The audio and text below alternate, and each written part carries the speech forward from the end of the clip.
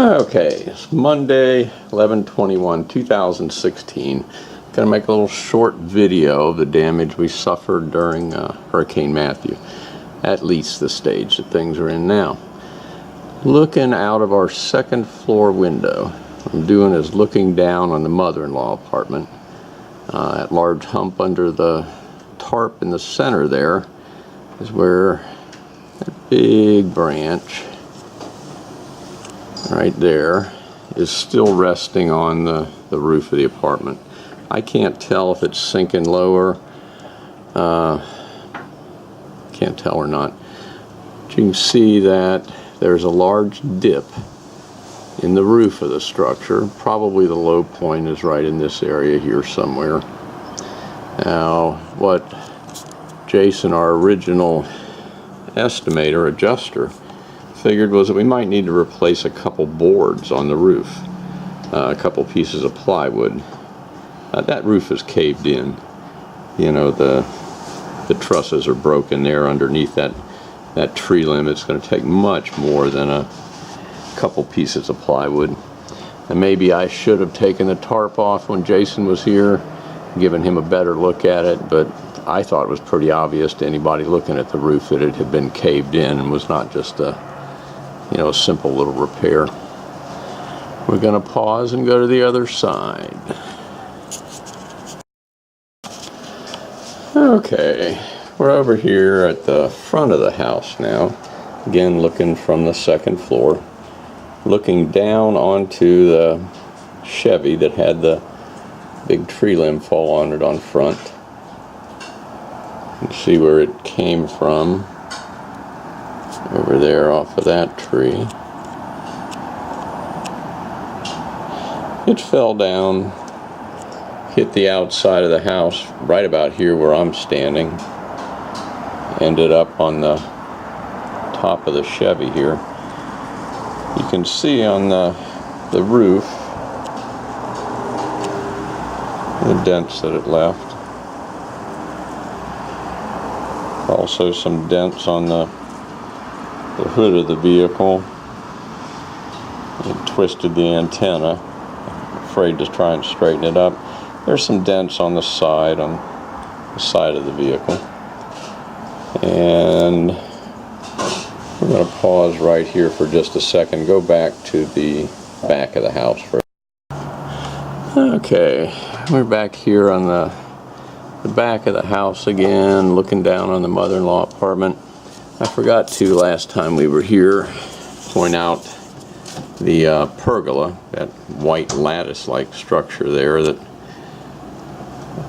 some rather large limbs from the tree were on top of this. As Jason noted, it had bent the support post underneath it, and the thing was sitting sort of cockeyed. Got up there with a chainsaw, got everything off of it, and used to come along to crank it back into shape, so it's pretty good now. Got another 2-3 inches to go and put a brace back to the house. I think it'll be just fine. Over here, that white roof that you see is the rear porch. That also ended up with a whole lot of limbs from the tree on top of it. I've gotten up there and chainsawed off everything that was on that porch roof, other than what Jason saw, the limb coming down through the ceiling and into the porch. There's one other hole in the top of the roof that is not going to be a big deal. I think with some pop rivets, a piece of metal, and some silicone, I can patch that. But I did want to show you where the tree landed as well on that porch roof. Just to give you an idea of the size of this guy. These limbs used to continue on over and had landed on top of the second floor up there. Gotten up there and cleaned all of those off. So now we're going to head outside. I'm going to pause again. Okay, we're on the front of the house, walking by the Chevy that was damaged by the tree limb that came down. One thing Jason did miss, and I can't say I blame him in any way, When that tree limb came down, not only did it land on the Chevy, but it scraped the house as it came down, and you can see where, you know, the siding has been cracked. There's several places going up there. I doubt if it got the waterproofing underneath it, or certainly nothing else, but there's one video camera that was knocked out. We fixed it with parts that we had left over from the one we took down when we enclosed the back porch. There's one more video camera down in back that we haven't got to yet, but it may be the same kind of deal. We may have enough to fix it. Back here you can see the other end of the pergola that had been knocked pretty out of kilter by the trees, and we've drug that back into shape. And the gutter and the electrical conduit are still down. We'll get to those shortly. I'm going to walk around to the mother-in-law apartment now.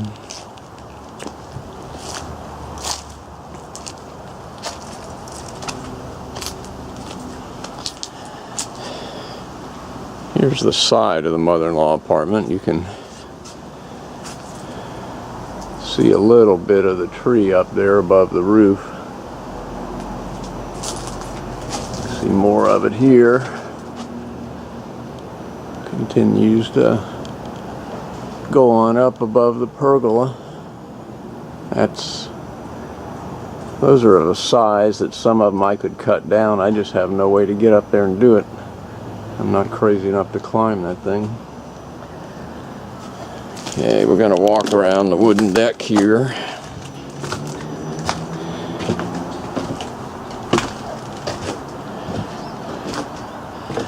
We're going to go in this mother-in-law apartment later through this window.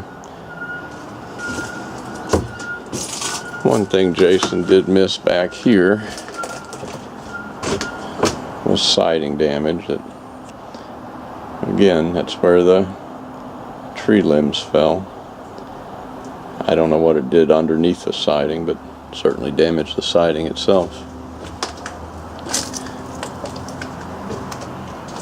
Here's the limb that came through the porch roof and then on into the porch. There is, like I say, one other hole in the porch roof. It's up on the top, but it doesn't come through to the ceiling. I think that can be patched.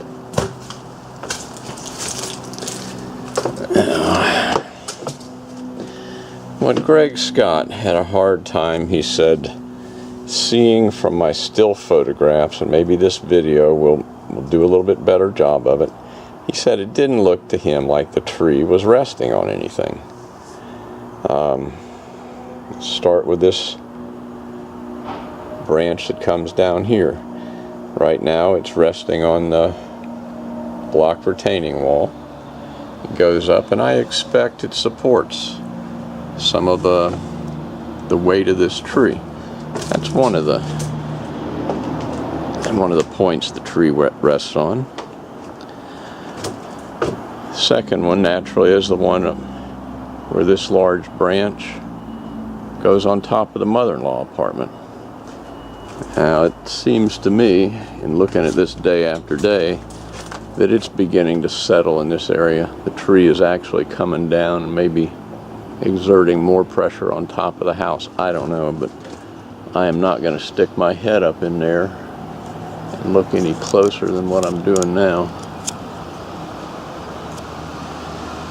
Okay, that's the second point it's resting on. Third point is this large limb here, which comes down, goes through the wooden deck into the ground below it. Just behind that large one, see another limb doing the same thing, coming down over the block wall, through the wooden deck, and no doubt to the ground beyond the wooden deck. And you can see all of these things are part of the larger tree. They're all helping to hold everything up here, up off the ground, up off the mother-in-law apartment, up off the porch roof. And the fifth point that this thing rests on, and may actually be the largest of the five. You can't really see because it comes down right in the middle of the raised bed over here. It's this large limb that comes down and goes into the raised bed. Now that's not a tree growing up. That's a tree limb that came down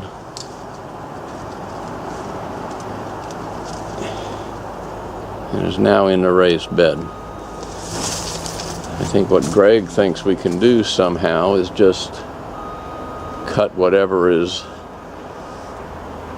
on the mother-in-law apartment and cut whatever is here on the other structures, like the raised beds, the wooden deck, and the thing will just sort of suspend itself in midair. A lot of wood up there. Go stand over by the fence and see if I can get a perspective of what the whole thing looks like. It's going to be a little tough with the sunlight.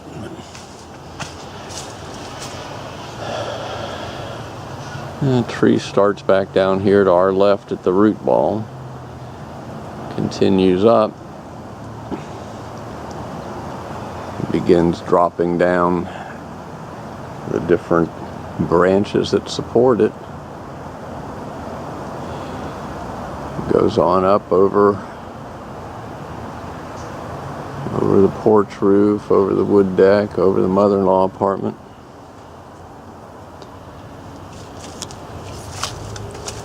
And walk around. I'm going to show you the other trees that Jason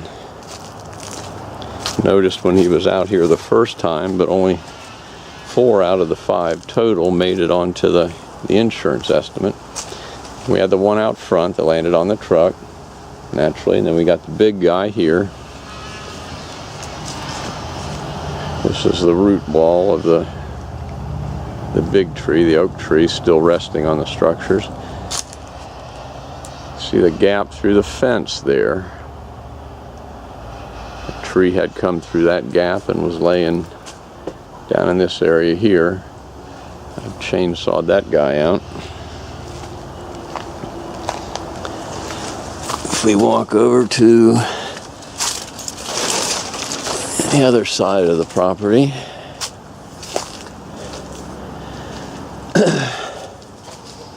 there was another tree. You can see that jagged point there. That's where it snapped off. And it had fallen over and was resting on the fence. My neighbor and I have chainsawed that out of the way. That was one of the 4 of the 5 trees that Jason noted.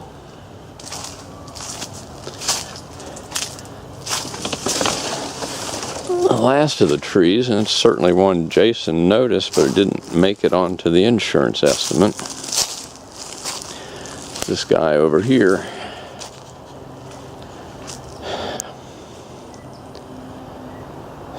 This is a rather large tree. I don't know what people are calling it. I had one guy say it was a pecan tree. I don't think it's a pecan tree because I never saw any pecans on it. But you can see where it snapped off. It's now resting on the fence. And this is one I think the insurance company wants to just cut a few feet away from the tree and then, I guess, run like hell. But tree companies laugh at me when I tell them that's all they want to pay for.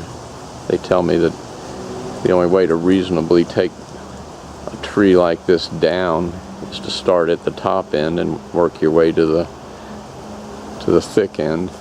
That way nobody gets hurt, but whatever. I'm going to put it on pause now, and we're going to go inside. Okay, we're back here at the mother-in-law apartment again. I had to turn the camera off while I turned on the video light, because we're going to go inside the mother-in-law apartment now, and there's no electricity in here as yet. So I'm hoping the old video light will help a little bit. We just walked in through the window, since you can't get to either of the doors of this place because the tree is in the way. Now, I think you can see it, but there's water damage here. It's beginning to smell really bad, like mildew and mold. We've already thrown out a lot of the bedding that got wet in here, grubby in here, in the hurricane, because it got molded and mildewed. And I expect the chair here is not going to be any good, which is a shame. That's Dad's old lounge chair from years ago. It's more of a keepsake than it is of any value, but you can see what the floor is starting to look like. I've come in here a couple times and dumped some bleach on the tile floors, just trying to keep the smell and the mold and the mildew down. You can see where the debris from the ceiling where the roof is busted through is falling in here. The ceiling in the area, starting about here, it's buckled, and it's not just buckled from moisture or anything like that. Pieces of the roof trusses or the ceiling panels are coming down through the ceiling here. I said outside, I'm not really going to stick my head up in here, but the damage that has gone on is greater than just a couple boards needing replacing. Now, years ago, I had a leak in this area from the air conditioner. That is certainly not damage from this storm, but what is the stuff above the air conditioner. And that's right where that limb is resting on the roof. And this stuff just continues to get worse. I mean, it continues to drip down the walls. The ceiling continues to deteriorate. And again, that's not just from a little bit of moisture up there causing the ceiling to crack, but there's extensive damage on the roof of this place. Yeah, there really was no appreciable damage in the back bathroom here. There's a dent on one of the ceiling panels that I think Jason saw. There's probably not enough light to see it with this thing. But anyhow, you can't get out of this apartment back here because this is where the tree is still resting on the outside. Now, one thing it has done is given a nice place for the cats to play. There's Mama Cat there. She likes her new play area. I'm not real fond of it, but she does. We're going to pause again.